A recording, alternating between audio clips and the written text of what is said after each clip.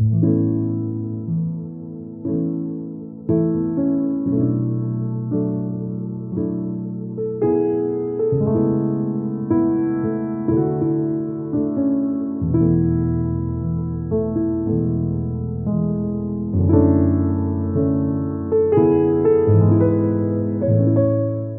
bien, vamos a lo nuestro en esta noche. Me gustaría que vayamos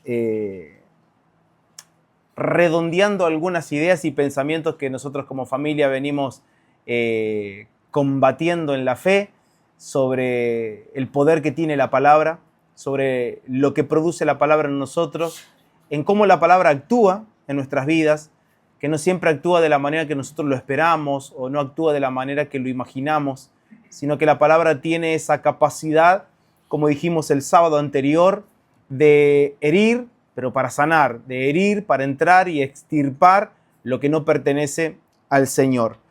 El mensaje de esta noche, yo le he puesto, ¿sí?, este título: cuando el Espíritu reprende lo que el corazón imagina.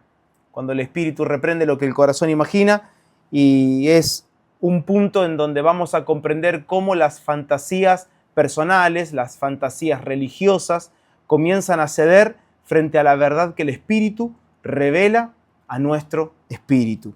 A veces uno no puede llegar a distinguir el evangelio que ciertas personas hoy están viviendo.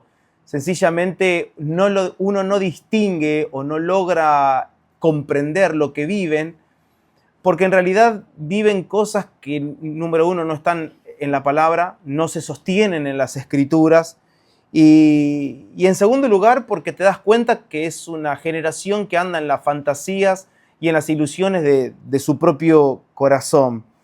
Y tristemente, como observamos el sábado pasado, en nosotros mismos encontramos estos estorbos a la hora de experimentar a Cristo como vida y como realidad de nuestra vida. Si nosotros no tenemos como objetivo vivirlo a Él, y cuando digo vivirlo es tenerlo como vida, ¿sí? Yo tengo que vivir a Cristo Jesús. Él es una vida, Él no es un culto, Él no es una reunión, Él no es algo que practico, sino que Él es una vida en mí. Y si el interés nuestro no es tenerlo a Él como vida, como experiencia, necesitamos hacer un alto en el camino, chequear nuestras bases, como dijimos hoy en la introducción, chequear nuestras bases. ¿Por qué? Porque muy seguro estoy de que tendremos algún tipo de imaginación asentada en el corazón tocante a Dios. Y para eslabonar este mensaje con el anterior, repasemos dos cosas importantes que vimos el sábado anterior. Dos cosas que necesitamos nosotros como familia conocer de manera urgente. Número uno, saber quién es Dios, y número dos, saber qué quiere hacer Dios, ¿sí? Número uno, quién es, acercarme a Él como quien verdaderamente es y como Él se presenta y como Él se da a conocer.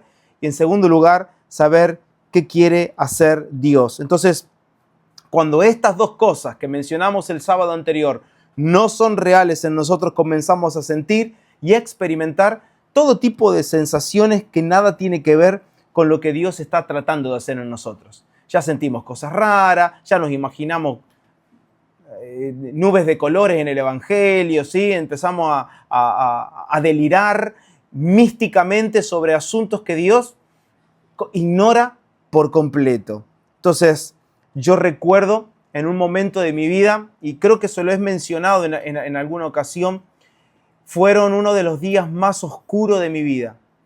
Y yo salgo a caminar, le dije a Vicky, bueno, vivíamos en otro continente y necesitaba ir al médico para hacerme un chequeo, y le digo a Vicky, mira, yo salgo de acá de hacerme este chequeo y por favor regálame todo el tiempo que me queda. Le digo, anda a buscar a los nenes al cole, hace todo, le digo, porque necesito caminar. Y eran, como dije hace un ratito y repito, eran los días más oscuros de mi vida. Y mientras estoy caminando yo le hablo al Señor, ¿sí? Y yo necesitaba tener una charla con Él. Y yo le digo, le expresaba lo mal que me estaba sintiendo. Y una de mis palabras fue esta, yo le dije al Señor, siento que no te soy útil. No me siento útil. Y vino una reprensión del Espíritu Santo a mi vida, muy clara, muy contundente, muy firme, pero muy amorosa a la misma vez. Y Él me dijo, ¿quién te dijo que tenés que sentirte útil? La utilidad no es algo que se siente, sino algo que uno sabe internamente. Porque somos útil no por lo que hacemos, sino por lo que Él hace en nosotros. Hasta el día de hoy eso está grabado a fuego en mi corazón. Fue tan claro y fue tan contundente, y por supuesto que sabía que era Él, porque esta es toda la historia bíblica. Un Dios trabajando en el hombre para hacerlo un vaso útil. Comprendí que la utilidad no tenía que ver con lo que yo hacía, sino que la utilidad comenzaba en lo que Dios hacía. Que la utilidad comienza cuando yo le permito a Dios trabajar en mí, cuando no fantasío sobre un Dios o no me imagino un Dios a mi manera, no me armo un Dios como el mundo que tiene su propio Dios y mañana muere su artista favorito y lo hacen un Dios y adoran porque lo que están adorando en realidad es algo que se instaló en su propio corazón. Y a veces nosotros no tenemos una estampita, no tenemos una estatua de yeso, no tenemos una imagen de madera en casa, no tenemos algo colgado acá que nos identifique con algún tipo de creencia o religión, pero tenemos bastantes cosas colgadas en el corazón. Y tenemos dioses en el corazón que nos ayudan a la imaginación, nos ayudan a la idea de hacernos un Dios a nuestra medida. Entonces, ¿qué es lo que a mí me estaba pasando en ese momento? Y es que sencilla y complejamente, yo andaba en las imaginaciones de mi corazón. Yo tenía un corazón atiborrado de imágenes que yo mismo me había hecho, imágenes que en el tiempo se fueron construyendo y que en la medida que se iban construyendo, yo mismo las adoraba. Yo mismo las veneraba. Y es entonces que no solo aparecen los conflictos que pasamos en la vida, no solo nos comienzan a aparecer o empiezan a salir como debajo de la tierra esas preguntas que no tienen respuestas. Y esas preguntas que vos le haces a 1000 personas y nadie te puede dar una respuesta, porque en realidad Dios no está interesado en responder preguntas que tengan que ver con nuestro mundo Disney. ¿Se entiende, no? Dios no va a responder asuntos que tienen que ver con nuestro mundo imaginario, con mi mundo de fantasías. Dios responde conforme su palabra, conforme su propósito. Entonces, no solo esto es que aparecen los conflictos, aparecen esas preguntas sin sentidos, y toda pregunta sin sentido jamás tendrá una respuesta con sentido, por supuesto, sino que también es distorsionada nuestra manera de servir a Dios. Es distorsionada nuestra manera de servir a Dios. Encima de que tenemos un mundo de imaginación, ¿sí? Tenemos un mundo paralelo acá y acá. A esto le tenemos que sumar que por causa de eso yo comienzo a ejercer la obra del ministerio, porque quien te habla en ese momento hacía cosas para el Señor y para la iglesia, pero mi manera de ver el servicio a Dios estaba distorsionado. Porque cuando todo está mal aquí y aquí, mi visión sobre Dios, sobre la iglesia y sobre el servicio será una visión distorsionada, una visión borrosa. A veces solo tenemos en nuestra imaginación a un Dios que quiere darnos cosas, pero jamás la gente llega a ver al Dios que quiere desarraigar el pecado en ellos. Como que tenemos esta idea, el Dios que quiere darnos. Y levanta tu mano y recibe en esta noche. Y voy a contar hasta 7 y caerá algo poderoso del cielo. Son charlatanes, hermanos. Lo único que falta es que Dios esté esperando a que ese predicador arriba de un pedazo de madera esté diciendo: cuando sea 7 ángeles, prepárense porque soltamos todo sobre Bragado. ¿Ustedes pueden creer que Dios está así esperando que un tipo termine como que esa persona hasta lo pone a Dios entre la espada y la pared diciendo: mirá Dios que cuando llego a 7 soltá la bendición? ¿En dónde nos perdimos? ¿En qué punto nos hemos extraviado en la fe de creer que todo lo que alguien puede decir arriba de una tarima hay que darle la derecha siempre. Si todo lo que se está hablando, toda palabra que llega a tu corazón, a tu mente y a tus oídos, no tiene sustento en la palabra del Señor, por favor, les pido encarecidamente, en el nombre del Señor, desechen todo lo que no pueda sostenerse en la palabra. Porque Dios no va a construir nada de lo que ya está escrito. No hay una revelación nueva. Cuando alguien dice que recibí una revelación fresca del Señor, hermanos, el libro se cerró, ya está. Esta es la revelación, las escrituras, en la palabra. No hay nada más. Nada más se puede agregar, no porque este es un nuevo fundamento. Perdón, nadie coloque otro fundamento del que ya fue colocado. Nuestra tarea ahora como iglesia es tener cuidado en cómo vamos a sobreedificar. Por eso el sentido del Señor para con nuestras vidas es todo el tiempo chequear nuestras bases, revisar cuál es nuestro fundamento. Pablo le dice a los corintios, hermanos, examínense ustedes mismos si están en la fe.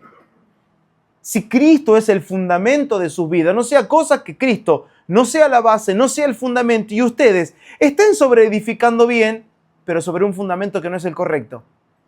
Y vamos a encontrar estos errores en la iglesia del siglo XXI. Dos tipos de errores. Gente que sobreedifica bien en el fundamento incorrecto y gente que teniendo el fundamento correcto está sobreedificando mal. Y no quiero complicarles la noche, pero esta es la tarea del Espíritu Santo y apuntamos a esto en esta noche. Es dejar que Él reprenda nuestro corazón. Que Él te diga, hey Julián, no es así. ¿Quién te enseñó esto? ¿O acaso esa no fue la charla de Dios con el hombre en el principio? ¿Quién te enseñó esto? ¿De dónde lo aprendiste? ¿Quién te lo dijo? ¿Quién te lo contó? ¿De dónde sacaste esto? Y Dios tiene que tener ese encuentro con nosotros y hoy lo tiene a través de su Espíritu. Entonces nos hacemos esa idea, nos hacemos la idea de un Dios que nos llama a prosperidad material, nos hacemos la idea de un Dios que nos llama a sanidad física, lo cual no lo estoy negando. Pero no es el propósito y el objetivo principal que Dios tiene. Pero tenemos esta idea de un Dios que nos llama a prosperidad material y Dios ama la prosperidad de sus hijos y Dios quiere verte sano. No sé, hermano, si Dios quiere vernos sano, no sé. Porque yo conozco casos en las Escrituras de personas que uno te dice, mira, Dios, le pedí que me saque este aguijón, pero la verdad que el tiempo se pasa y a mí no me lo saca. Y Él me dijo, bástate con mi gracia. Entonces no sé en dónde estamos montando nuestro evangelio, dónde estamos sobreedificando. Ignoramos al Dios que nos está llamando a una prosperidad en el alma, a un Dios que nos llama a tener emociones sanas. Porque hay gente que quiere tener el auto 0 kilómetros, pero no importa lo que tiene en el corazón. Y están acá con raíces de amargura, están peleados con medio mundo, cuando se sientan a comer critican a medio planeta, ¿sí? Entonces hay rarezas en el corazón. Entonces ignoramos a este Dios, a un Dios que nos llama a una prosperidad en el espíritu. Ignoramos al Dios que nos llama a una santidad y a una integridad verdadera, real, pura, genuina, no falseada, no falsificada. En pocas palabras, nosotros comenzamos a construir un Dios que acaricia nuestro ego, que lo apaña, pero que jamás nos permite acercarnos al verdadero Dios que quiere destruir nuestro ego. Amamos el Dios que acaricia el ego. Amamos al Dios que quiere llenarnos de cosas. ¿Por qué? Porque el hombre es materialista. Porque el hombre se volvió que quiere tenerlo todo, quiere tenerlo y entonces está más feliz y más tiene. Pero no nos hacemos la idea de este Dios que quiere vaciarnos para su gloria. Y este es el Dios que tenemos. Yo tengo un Dios, usted tiene un Dios, tenemos un Dios que ya nos dio todas las cosas en Cristo y que hoy nos está vaciando para su gloria. Porque en la medida que más nos vacía, en la medida que el ego es destruido en nosotros, Él tendrá la oportunidad de decir, este vaso ahora me es útil. Ahí está la utilidad. En cómo Dios trabaja en mí para vaciarme de manera tan perfecta que dice, ahora sí, como leímos el jueves en nuestro living, instrumento escogido me es este. Y tuvo que vaciar a un Saulo de Tarso en que ni nombre le dejó. Ni nombre le dejó. de ser un Saulo, un perseguidor, de ser identificado por la ciudad en la que venía, dejó de ser Saulo de Tarso para volverse apóstol, prisionero en cadena, esclavo de Cristo Jesús, apóstol, ministro, siervo de todos. ¡Wow! Dios nos está vaciando. Y en la medida que somos vaciados, seremos útil para su gloria. Entonces, es así que llegamos el sábado pasado a leer Jeremías capítulo 13, verso 10, y yo le pido por favor que abra su Biblia y que leamos este versículo otra vez, Jeremías 13, verso 10. Tengo la versión RB60. Dice, este pueblo malo que no quiere oír mis palabras, que anda en las imaginaciones de su corazón y que va en pos de dioses ajenos para servirles y para postrarse ante ellos, vendrá a ser como este cinto que para ninguna cosa es bueno. Miren, hemos visto el sábado anterior cómo Dios utiliza un ejemplo con un calzoncillo que era dejado y abandonado en la hendidura de una roca para que en el tiempo Jeremías vaya y lo retire, y cuando lo retira lo encuentra podrido y le dice, así como este calzoncillo está inútil para el propósito, que el propósito es estar ceñido a mí, así es mi pueblo. Por andar en las imaginaciones de su corazón, y vamos a eslabonar pero hacia atrás. Terminó como un calzoncillo inútil, ¿sí? La inutilidad es por qué, eslabonemos para atrás. ¿Por qué? Porque andan en las imaginaciones de su corazón.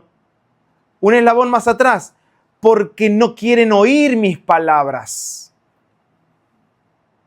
El problema no es tanto en lo que tenemos en el corazón, sino lo que queremos y no queremos oír. Yo me he tomado este trabajo y lo hablaba con Vicky en estos días. Le digo, me doy cuenta la cantidad de likes, la cantidad o el poder de viralización de un mensaje que te ofrece un Dios que promete cosas. Es increíble. Es increíble mirar un video y en donde estaba en casa y vi que me dice, ¿a quién estás escuchando? Me dice. Me apareció un chanta. ¿A qué estás escuchando? No, es que no puedo creer lo que está diciendo.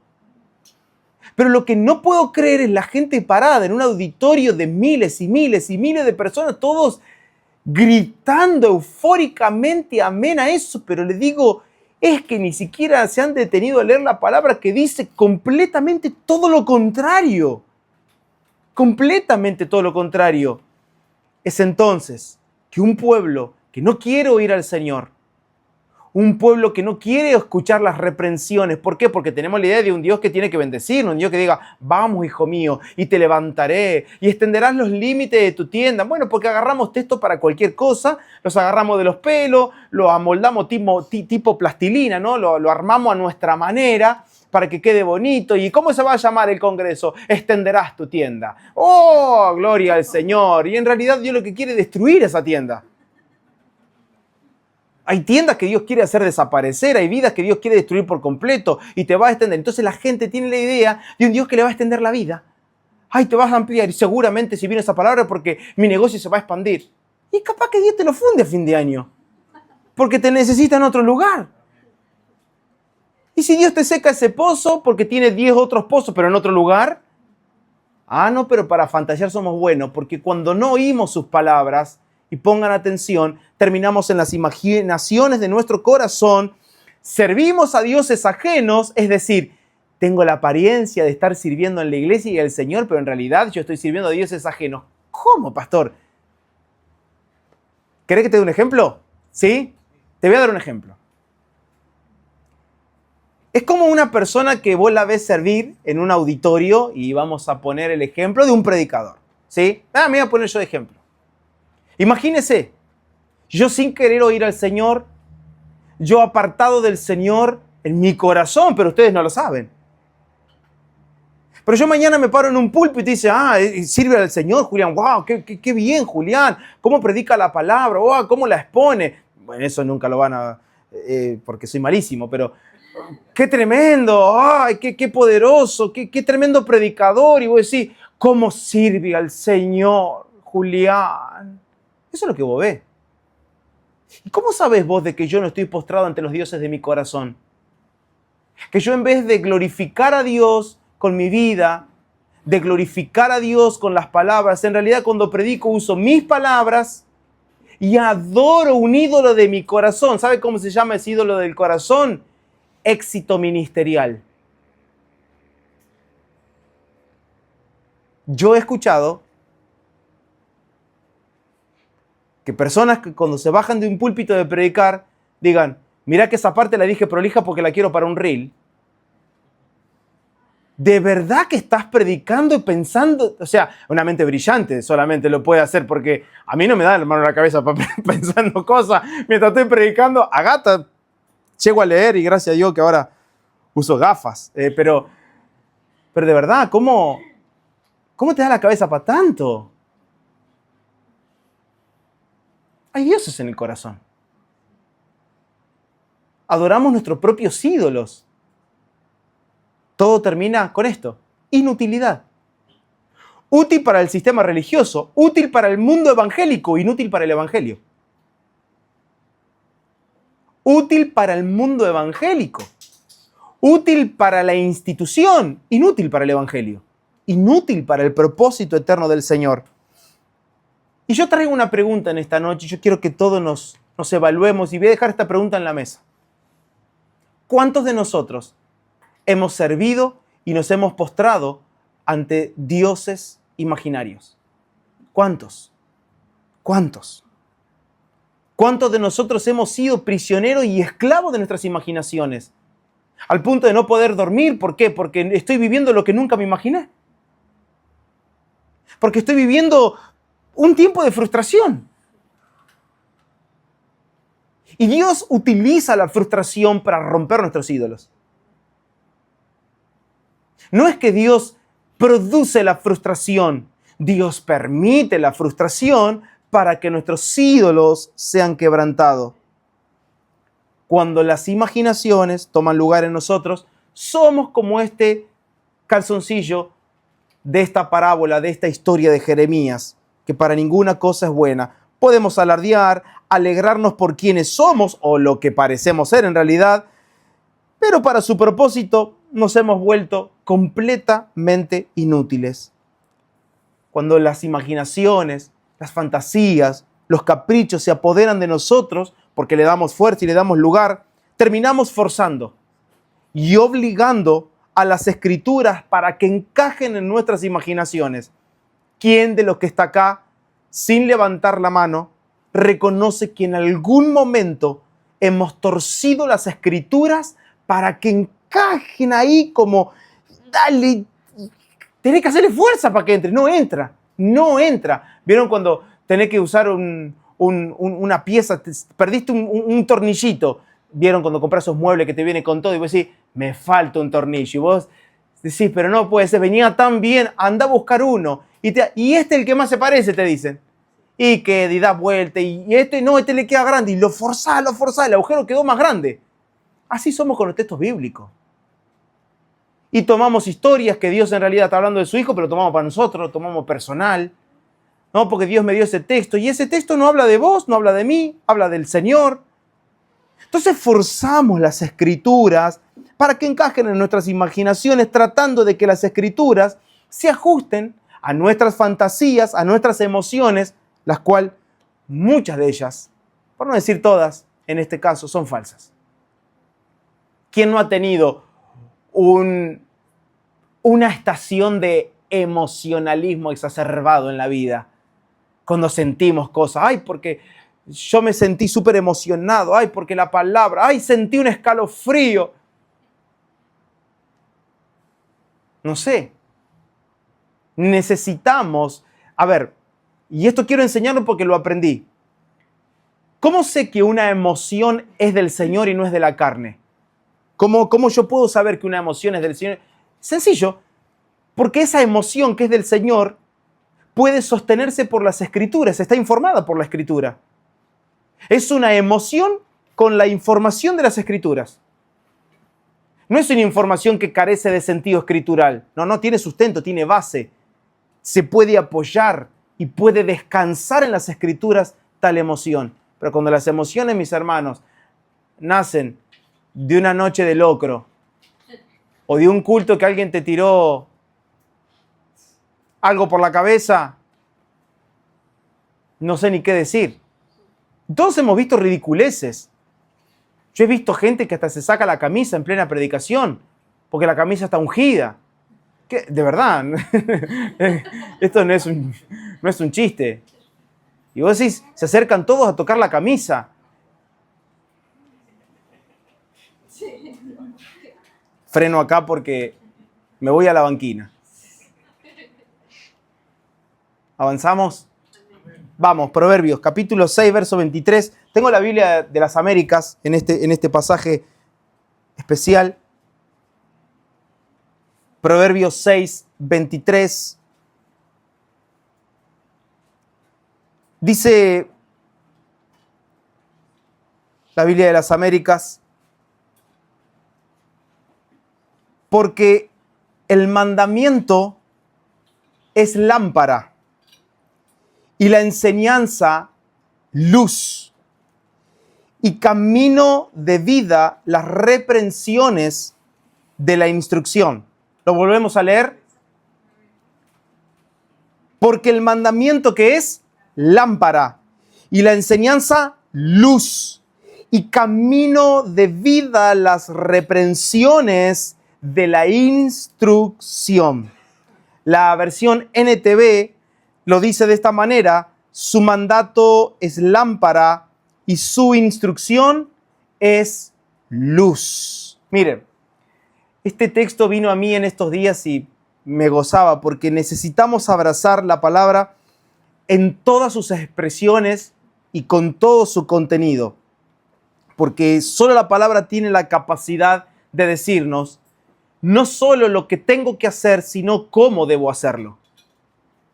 No solo lo que tengo que hacer, sino cómo debo hacerlo.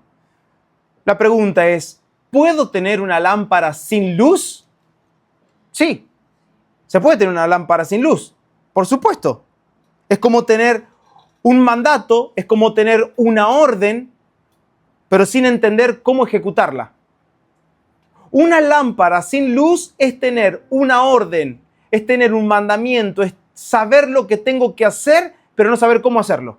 Así es una lámpara sin luz, según el Proverbios.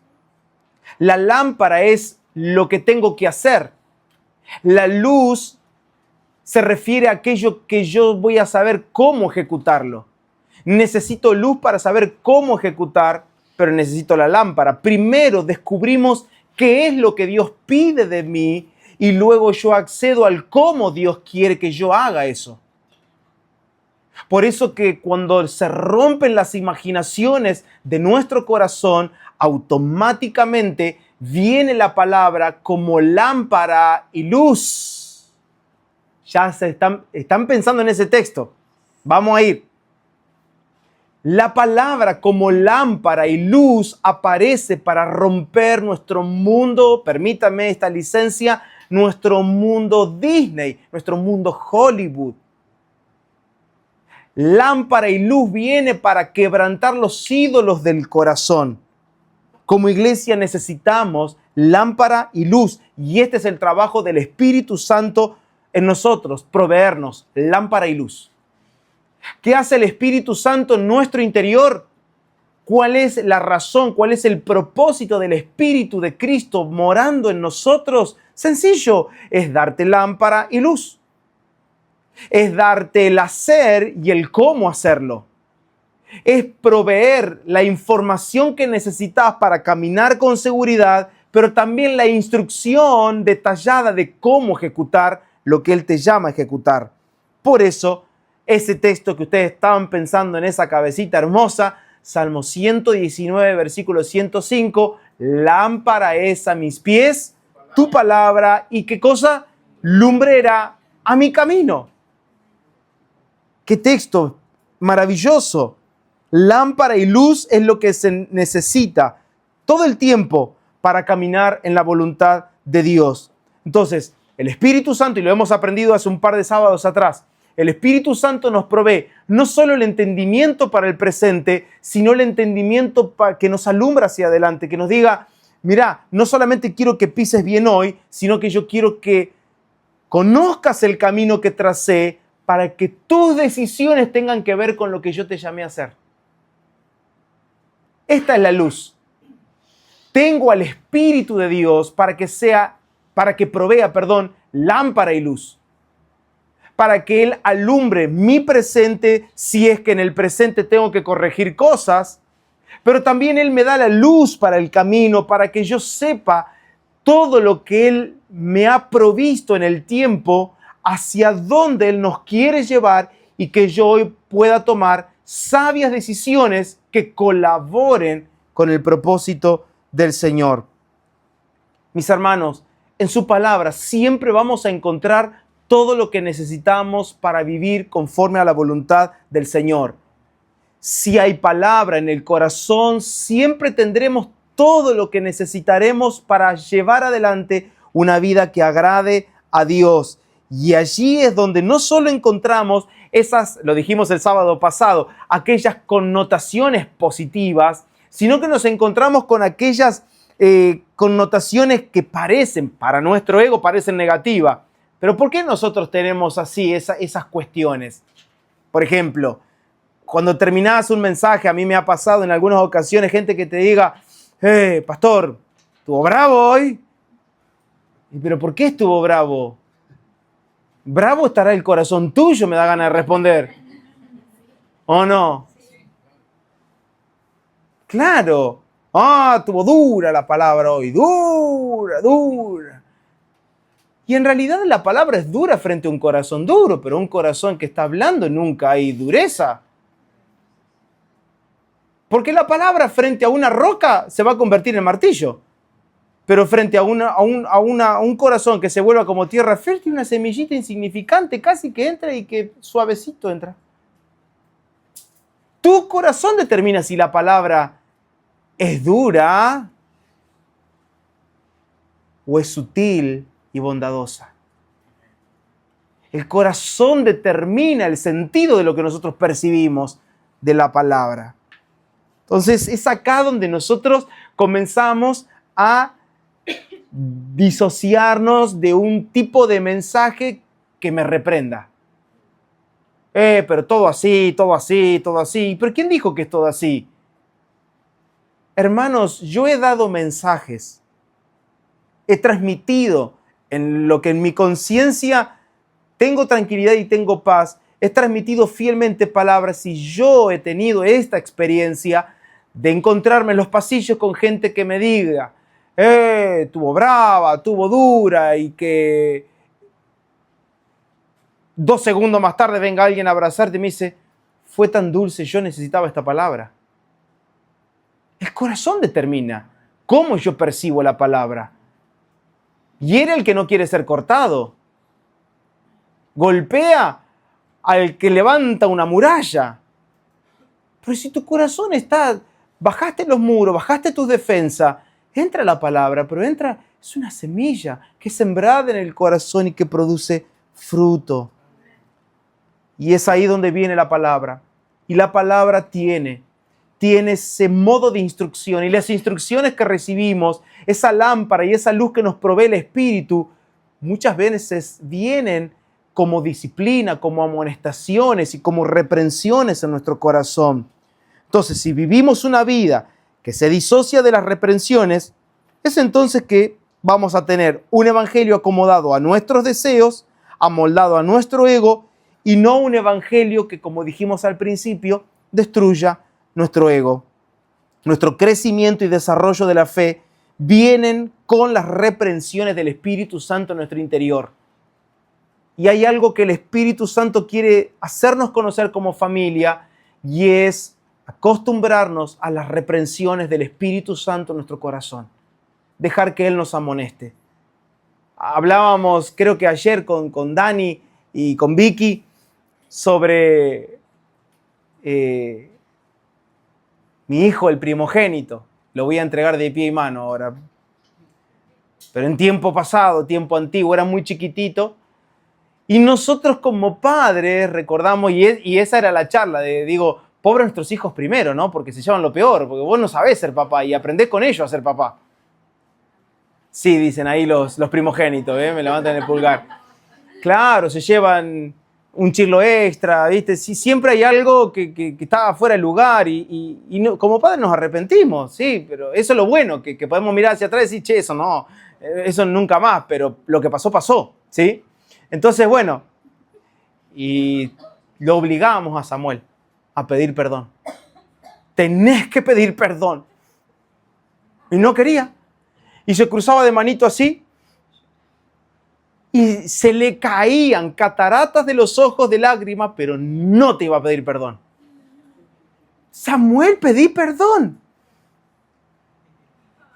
Y miraba hacia el horizonte, ni te miraba. Como diciendo, yo de acá no me muevo. No me muevo, esta es mi posición. Yo no pido perdón. Y pedí perdón. Y nada.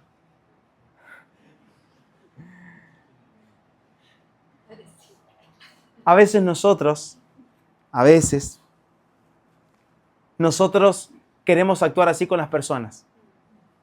Pero tenés que arrepentirte vos. Pero es que si el Espíritu Santo no lo convence en su interior, no se va a arrepentir más.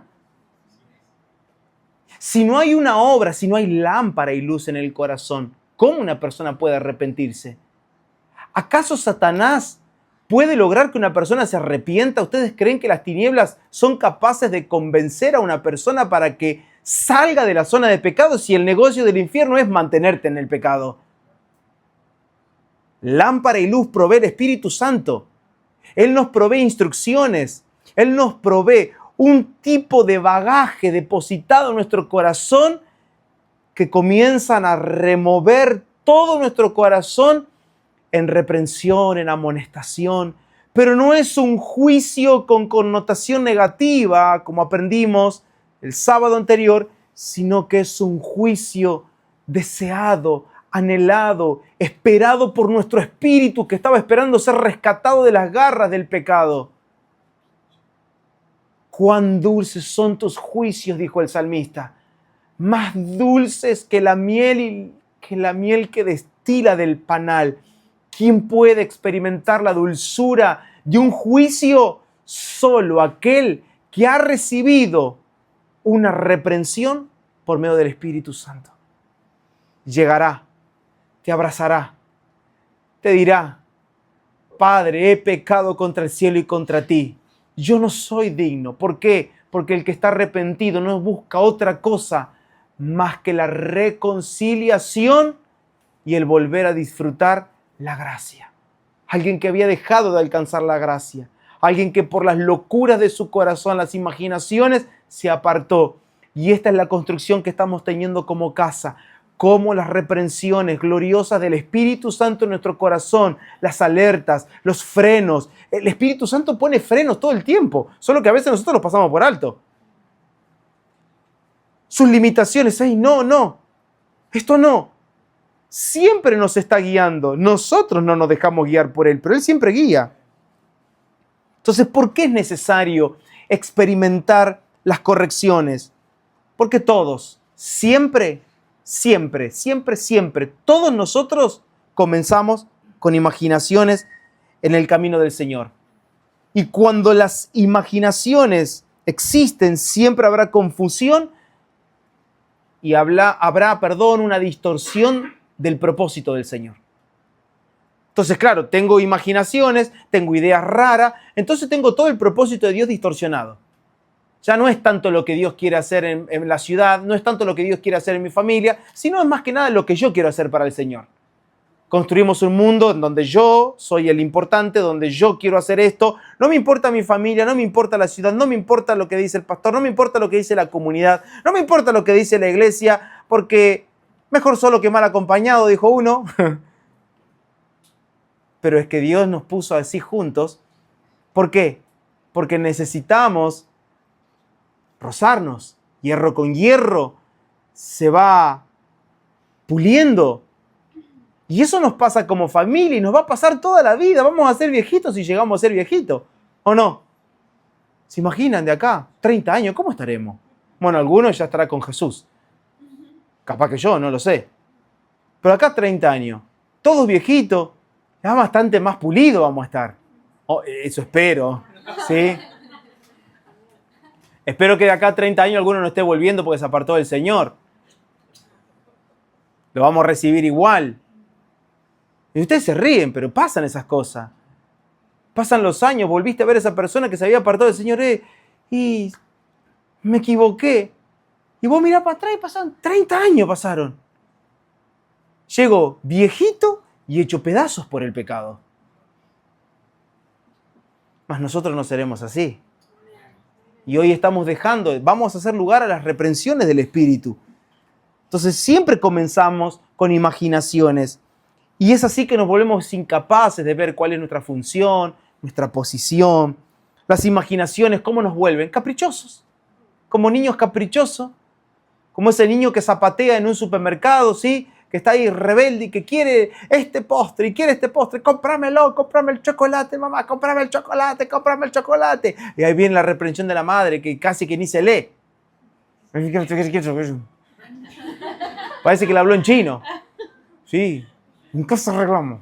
¿Sí? Y para que se calme, se lleva el chocolate, pero ese chocolate se lo come ella después a la noche porque el hijo se comió otra cosa que no fue el chocolate. Nosotros, si nos abrimos a la obra del Espíritu Santo, Él es el único capaz de guiarnos a lo profundo de Dios y hacernos entender todo lo que Dios nos ha concedido. 1 Corintios, capítulo 2, verso 9 al 12. 1 Corintios, capítulo 9.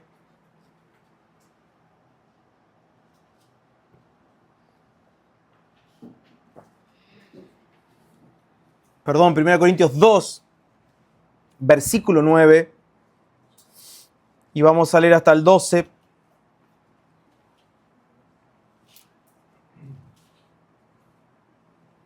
Dice: antes bien, como está escrito, cosas que ojo no vio, ni oído yo, ni han subido en corazón de hombre, son las que Dios ha preparado para los que le aman. Pero Dios nos las reveló a nosotros por el Espíritu, porque el Espíritu todo lo escudriña, aún lo profundo de Dios. Porque ¿quién de los hombres sabe las cosas del hombre, sino el Espíritu del hombre que está en él? Así tampoco nadie conoció las cosas de Dios, sino el Espíritu de Dios. Y nosotros no hemos recibido el espíritu del mundo, sino el Espíritu que proviene de Dios, para que sepamos lo que Dios nos ha concedido. Miren, este texto es clave para entender esto y de alguna manera quiero ir cerrando. Y siempre aclaro que quiero, no digo que voy a cerrar, ¿sí? Pero Pablo en este texto y en este contexto viene contrastando la sabiduría del hombre con la sabiduría de Dios. Ahora bien, vamos a ver el peligro que nosotros corremos cuando nos introducimos en un conocimiento humano. Y es que todo lo necesitamos comprender de manera natural. Todo lo necesitamos comprender de manera intelectual. Y este es el peligro, que las cosas que Dios preparó de antemano no se pueden comprender naturalmente. Las cosas que Dios preparó de antemano para aquellos que le aman, para que se gestionen en la tierra, no entran en la razón humana, natural, sino que solo son comprendidas por medio del Espíritu Santo. Comprender el propósito eterno de Dios no es sentarme en una escuela a estudiar, sino tener una comunión real, genuina, verdadera con el Espíritu Santo. No estoy negando lo primero, solo estoy poniéndolo en orden. Porque ¿de qué me sirve estudiar, leer, capacitarme, ir a todas las escuelas, hacerme todos los cursos habidos y por haber? Pero yo sigo divorciado del Espíritu Santo, sigo eligiendo qué me amonesta y qué no. Sigo seleccionando lo que el Espíritu tiene que hacer. Entonces Pablo no está hablando de las cosas que nos esperan en el cielo, sino de aquellas cosas que ya fueron reservadas para nuestra misión en la tierra. No es futurista Pablo, no es hablar de aquellas cosas que Dios ya nos preparó. Entonces que nada es posible sin el Espíritu de Dios, porque solo el Espíritu Santo es capaz de darnos entendimiento, proveernos lámpara y luz. Si hay lámpara y hay luz, habrá reprensión, habrá corrección, habrá amonestación. Y esas amonestaciones en nuestro interior son fruto de la obra que el Espíritu Santo realiza en aquellos que se abrieron a la palabra del Señor. Lo que está diciendo, lo que ojo no vio, te está diciendo, esto no se percibe naturalmente, no es lo que tu ojo natural no vio, sino de ver con el entendimiento espiritual. En otras palabras, lo que está diciendo es que el Espíritu Santo nos hace capaces de ver aquello que humanamente no podemos discernir, no podemos conocer. Y creo que eso es lo que el Espíritu está tratando de hacer en nosotros. Es que rompamos la barrera de lo natural, romper la barrera de lo que nuestros oídos oyeron, romper la barrera de lo que nuestros ojos han visto en este tiempo. Dice lo que no ha subido al corazón de hombre, es decir, es literalmente lo que está diciendo es que nos va a dar la comprensión o nos va a regalar una comprensión que va a superar la comprensión que se puede tener naturalmente. Y es acá que vos tenés todos los ejemplos bíblicos de gente que logró hacer cosas que vos decís, si se lo hubiese propuesto un hombre natural, nunca se hubiese atrevido a hacer esto. ¿Quién en su raciocinio intelectual y natural va a estar dándole 7 vueltas a un muro para que se caiga? Y no, pastor, agarremos el martillo, una pala, no sé, una bazuca. Tirémosle algo, vamos a prender fuego a la puerta para poder entrar. ¿Qué es esto de caminar para que un muro se caiga? Porque solo el Espíritu te hace comprender que las gestiones que estás haciendo, aunque parezcan infructuosas en la tierra, tienen sentido para el Señor. Tienen sentido. Y dice que Dios ha preparado esto para quienes lo aman. Entonces el contraste es muy fuerte. Las cosas que el Espíritu va a proveer, siendo lámpara y luz en nuestro interior, es lo que ojo no vio, lo que oído no oyó, lo que el corazón no imaginó, pero que el Espíritu es capaz de revelar y de alumbrar en nuestro corazón. Todo lo que Dios había ocultado en tiempos antiguos, todo lo que Dios había reservado, lo desnudó, lo mostró mediante su Espíritu Santo. Entonces, necesito comprender que en nuestra humanidad, en nuestra razón, en nuestra experiencia, seremos nosotros incapaces de comprender los misterios de Dios. Somos incapaces. Sin el Espíritu Santo estamos perdidos. Sin la obra intrínseca del Espíritu Santo, yo me pierdo. Me pierdo porque no voy a saber qué hacer, pero tampoco voy a llegar al cómo poder hacerlo. Y yo quiero que saltemos y quiero que nos vayamos, por favor, al Salmo 119. Y es algo que como familia nos propusimos leer. Pero mire el deseo del salmista.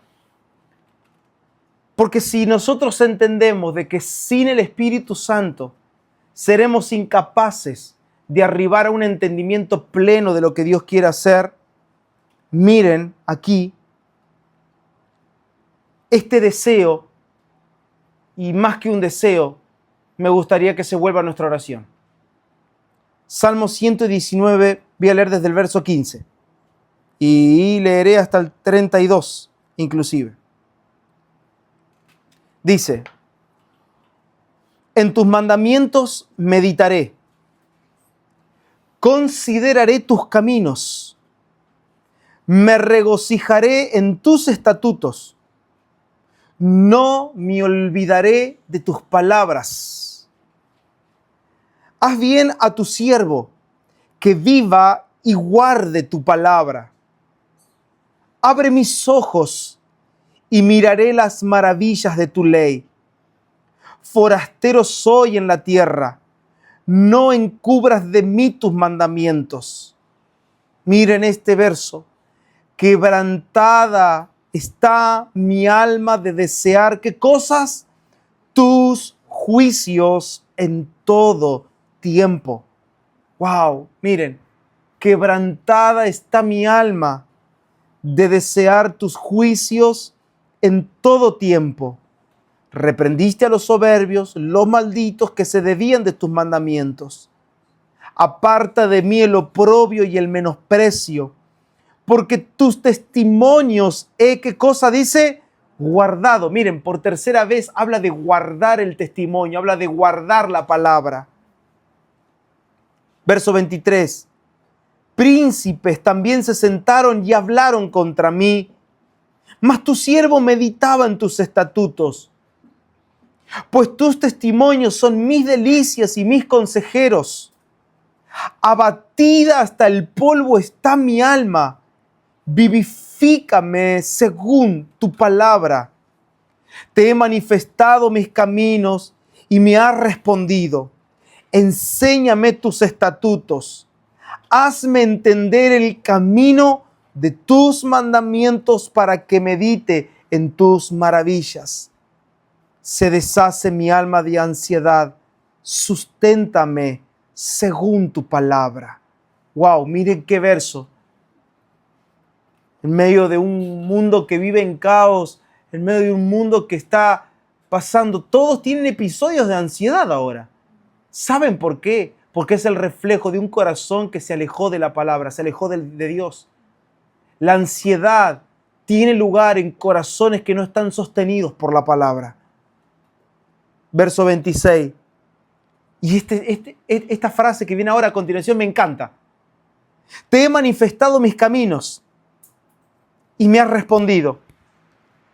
Enséñame tus estatutos. Miren, ¿saben lo que leo acá? Es una persona que va y le dice a Dios, Señor, te presento mis proyectos. Acá tengo todo para ofrecerte, te muestro todos mis caminos. Y él dice, te presenté mis proyectos, te presenté acá mis caminos. Y me respondiste. No dice más nada. Lo único que responde él mismo acá dice, enséñame tus estatutos. Es como que le cortó la bocha acá. Vio la gente que dice, vamos a orar, vamos a presentar este proyecto al Señor. No, es al revés. Rendí tus proyectos al Señor y deja que Él te presente sus proyectos a ti. Por eso inmediatamente cuando Él le presenta, dice, te presenté mis caminos, ¿qué pide inmediatamente? Enséñame los tuyos. Enséñame tus estatutos. Verso 27. Hazme entender el camino de tus mandamientos para que medite en tus maravillas. Perdón. Verso 28. Se deshace mi alma de ansiedad, susténtame según tu palabra. 29. Aparta de mí el camino de la mentira y en tu misericordia concédeme tu ley. Escogí el camino de la verdad. He puesto, ¿qué dice? Adelante, tus juicios delante de mí. Me he apegado a tus testimonios, oh Jehová, no me avergüences. Y miren este salmo, este texto que viene a continuación, si nos recuerda nuestro inicio. Allí, por febrero, en el comienzo. Por el camino de tus mandamientos correré cuando ensanches mi corazón. Wow. Yo leía estas porciones en estas mañanas y me alegraba. Y yo quiero invitarte a que esta sea nuestra oración en este tiempo. Señor, mi alma se deshace, quebrantada está mi alma hasta el polvo, deseando tus juicios. Quiero que conmigo, por favor, comprendan esto y regálenme 10 minutos. ¿Cómo puede una persona sentir que su alma se desgarra esperando un juicio? Podemos comprender que la desesperación del salmista estaba en esperar el juicio del Señor. O sea, mi alma se desespera, mi alma se desgarra esperando tus juicios. Y lo dice más adelante, yo he puesto tus juicios delante de mí. Jamás iré por delante de tu palabra. Quiero que tu palabra esté delante, que tu palabra me reprenda, que tu palabra me amoneste. Porque entonces yo podré meditar en tus caminos y como cierra aquí, y voy a correr sobre este camino. Correré en tu palabra si mi corazón logra ser ensanchado. Gloria a Dios. Si el Espíritu no ensancha nuestro corazón, si no hay un ensanchamiento, si no hay un crecimiento, si no hay una expansión en nuestro interior, todo será limitado. Su palabra estará limitada, mi meditación estará limitada, mi servicio estará limitado. Todo se limita a lo que yo limito acá adentro.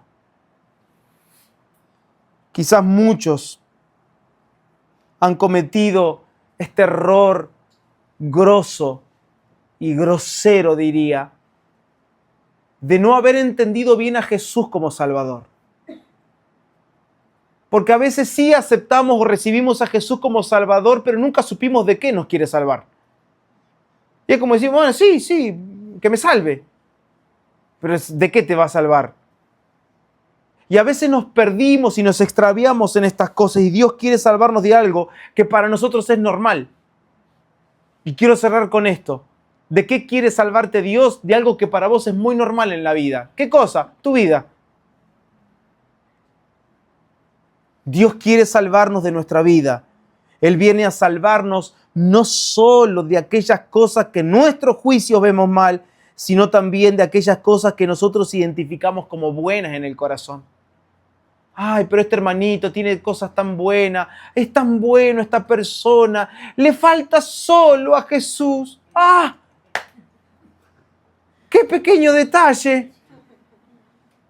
Porque te puedo asegurar que cuando Jesús llega al corazón de esta persona se va a dar cuenta que todo lo bueno que tiene en el corazón, Dios se lo quiere derribar. Ese es el grave problema. Cuando creemos que podemos conservar esto, porque esto es bueno. No dice, yo te voy a vaciar. Yo te necesito útil, yo te necesito bueno para mí. ¿Y de qué me salva Dios? Dios me salva de esta vida. Y Dios no solo nos salva de las consecuencias del pecado, y como ahora se cumplió, lo hablamos el jueves, ¿no? En el living, de cómo el catolicismo en el año 1500 te cobraba, ¿no? la indulgencia y te decía, bueno, sí, ahora sos libre de las consecuencias del pecado. Y nosotros creemos que Dios viene a salvarnos de las consecuencias. No. Dios viene a salvarte del poder del pecado en primer lugar. Ah, porque todos quieren ser libres de la consecuencia. ¿Por qué? Porque quieren seguir pecando. ¿O no? Ay, sí, que Dios me perdone. Pero yo, ¿vieron la gente que pide perdón antes de hacerlo? Vos me vas a perdonar, pero yo te lo tengo que decir. Pero no lo digas si te tengo que perdonar después. ¿O no? Claro, porque nosotros queremos eso, la salvación de la consecuencia del pecado. Mientras que yo me vaya al cielo, dijo uno por ahí. Pero, papito, la idea de un Jesús Salvador no es librarte solamente de las consecuencias, sino que Él sí te libera de las consecuencias. ¿Sabes cómo te libera de las consecuencias? Librándote del poder del pecado. Porque si Él te salva de ti, si Él te rescata del poder del pecado, no practicarás más el pecado. Por lo tanto, no habrá más consecuencias del pecado. No, pero la gente quiere libertad de las consecuencias, no del poder. Miren, paso rápido, no hace falta que lo busque, se lo leo yo. Romanos 6:6. Sabiendo esto, que nuestro viejo hombre fue crucificado juntamente con él, para que el cuerpo del pecado sea destruido, a fin de que no sirvamos más al pecado. Porque el que ha muerto ha sido justificado del pecado. Claro, sos libre de la consecuencia del pecado porque el cuerpo del pecado fue destruido. Porque la raíz del pecado fue arrancada, ya no brota más pecado. Romanos 6:14. Porque el pecado no se enseñoreará de vosotros, porque ustedes no están bajo la ley, están bajo la gracia. Romanos 8:2. Porque la ley del Espíritu de vida en Cristo Jesús me ha librado de la ley del pecado y de la muerte. Dios nos libera del poder del pecado. Y cierro con este texto, Juan 8, si quieren acompañarme con su lectura, Juan 8, verso 31 al 36, dice, dijo entonces Jesús a los judíos que habían creído en él: si vosotros permaneciereis en mi palabra, seréis verdaderamente mis discípulos. Miren, hablando del discipulado, y vamos a cerrar con esto en esta noche. Si permanecen en mi palabra, ustedes serán. Está hablando de una esencia, de un ser. ¿Qué iban a hacer ellos si guardaban y permanecían la palabra? Discípulos. Y conocerán la verdad, y la verdad los hará libres. Nosotros hemos sacado de contexto siempre este texto. Un montón de predicadores lo utilizan, ¿no?, para las campañas. Y conocerá la verdad y la verdad te hará libre. Sí, pero ponerlo en el contexto, papá. Porque el contexto es un contexto discipular. Les respondieron: linaje de Abraham somos. Ah, sacaron chapa. Pará. Yo soy linaje de Abraham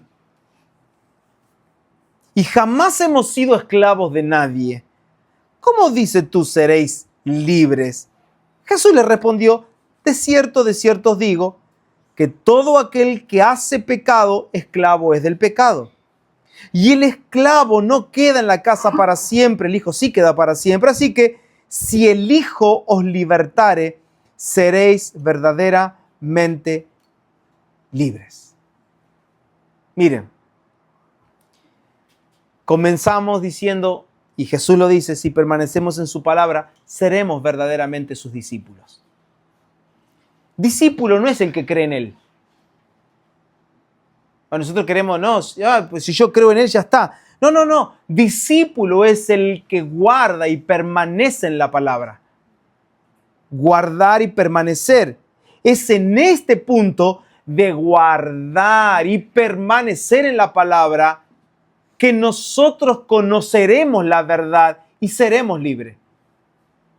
La verdad no es un conocimiento intelectual, sino que la verdad se conoce en la medida que permanezco en su palabra.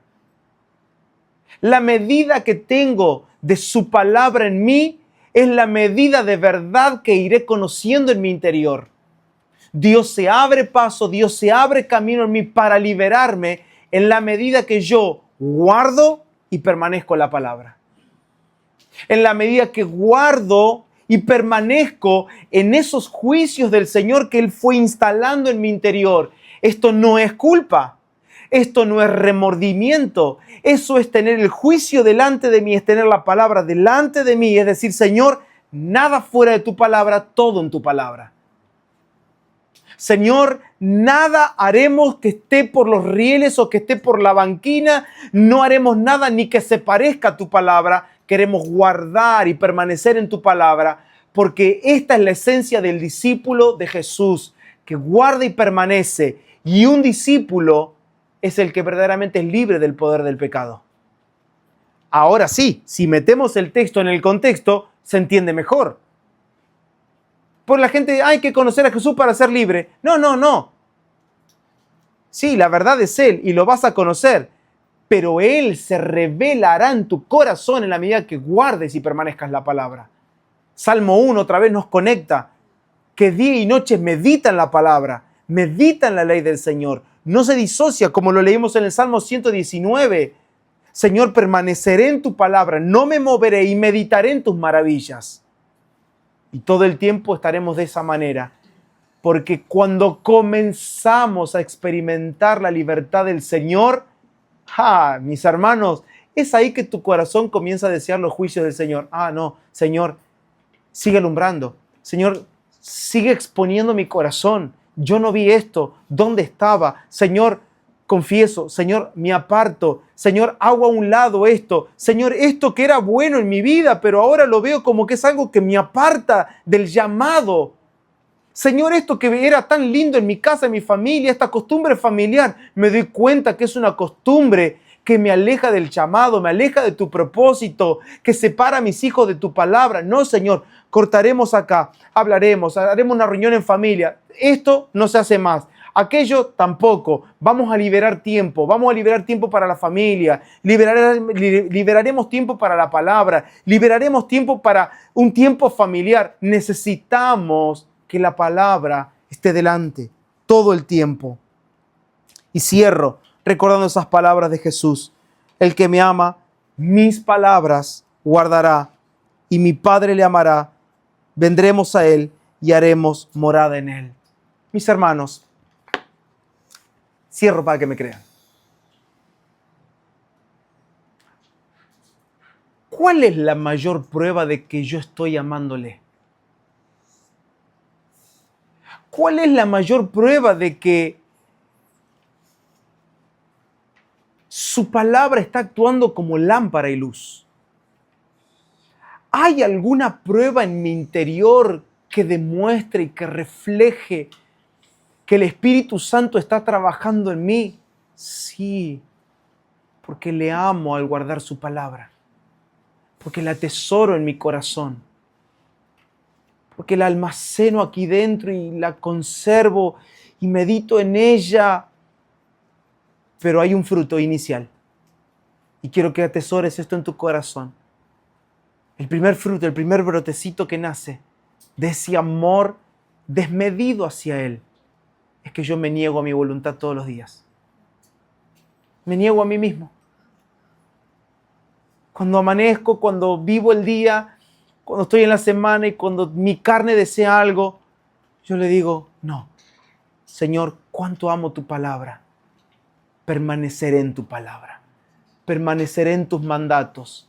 Permaneceré cuidando esta lámpara para que esté alumbrando siempre. Permaneceré en tu palabra, permaneceré en tus mandamientos. Y cuando ahí comenzás a deslizarte y comenzás a darle rienda suelta a tu carne, viene una reprensión del Espíritu, viene un juicio del Señor a tu corazón, viene un freno del Espíritu y te dice, hey, no. Y es el Espíritu Santo poniéndole freno a tu corazón. Es el Espíritu Santo dándote un impulso para que frenes, dándote provisión para el dominio propio, dándote palabra, dándote luz, dándote esa lámpara que necesitas para salir. ¿Por qué? Porque dice que Él, donde hay tentación, Él siempre da la salida. ¿Cómo da la salida? Envió a su Espíritu a morar en nosotros. Envió para que Él sea lámpara y luz, para que Él sea la palabra, para que Él sea el conducto de lo profundo de Dios a mi corazón. Dice que Él conecta lo profundo del corazón de Dios a mi corazón. Hermanos, no hay intermediario acá. Él es el conducto, Él es la vía por donde viaja, por donde se transmite. Así como los nervios transmiten los impulsos del cerebro a los miembros de nuestro cuerpo, el Espíritu viene a ser como esta conexión nerviosa de la iglesia, en donde la cabeza, que es Cristo, emite un deseo y el Espíritu Santo da el impulso a nuestras vidas y nos movemos al ritmo del deseo de Dios todo el tiempo.